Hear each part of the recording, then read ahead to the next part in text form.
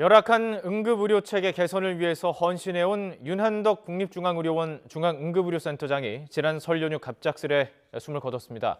평소 집에 들어가는 날이 거의 없을 정도로 열정적으로 일을 해오다 건강을 해친 것으로 보여서 안타까움을 더하고 있습니다. 취재기자 연결해서 자세한 내용 알아보도록 하겠습니다. 김태민 기자. 네, 사회부입니다. 설 연휴에 일어난 더 안타까운 사고였습니다. 이게 어떻게 된 일입니까? 네, 윤한덕 센터장이 숨진 채 발견된 날은 설날을 하루 앞둔 지난 4일이었습니다. 설을 맞아 함께 고향에 내려가기로 약속했던 윤 센터장이 연락이 없자 가족들이 병원을 직접 찾아갔는데 집무실에서 숨져 있는 윤 센터장을 발견한 겁니다. 당시 상황 들어보겠습니다.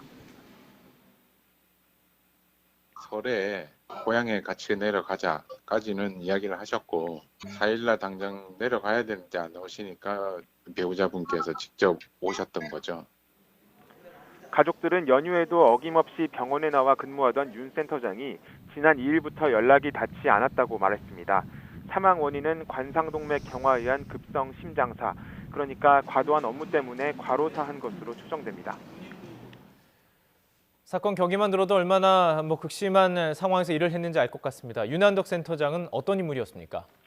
네, 윤 센터장은 우리나라 응급의료 체계를 새로 구축했다 해도 과언이 아닐 정도로 핵심적인 역할을 한 인물입니다.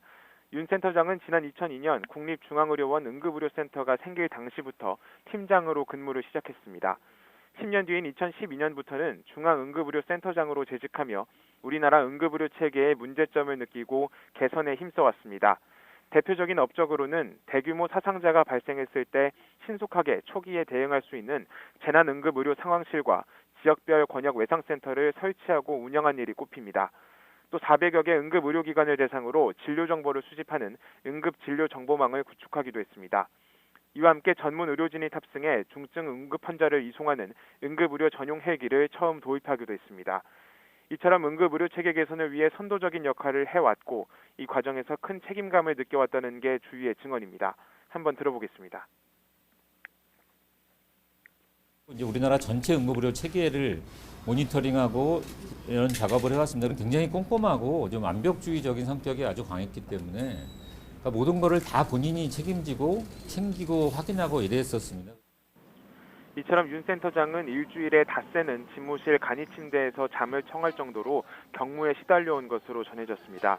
이런 업무 환경 때문에 주변에선 쉬는 날에도 연락이 닿지 않거나 밤 늦게까지 집무실에 불이 켜 있는 걸 이상하게 여기지 못했던 건데요.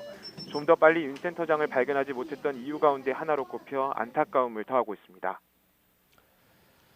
사회 각계의 추모와 조문의 발길도 이어지고 있죠. 네, 그렇습니다. 어제 오전부터 마련된 빈소에는 동료들의 발길이 이어지고 있습니다. 윤 센터장과 조금이라도 함께 일했던 조문객들은 입을 모아 고인의 꼼꼼함과 책임감을 말했습니다. 그만 쉬고 집에 가라고 해도 말을 듣지 않을 정도로 일을 해왔다는 건데요. 스스로 험난한 길을 택해 의료 환경 개선에 헌신했던 고인의 뜻을 기렸습니다. 함께 들어보겠습니다.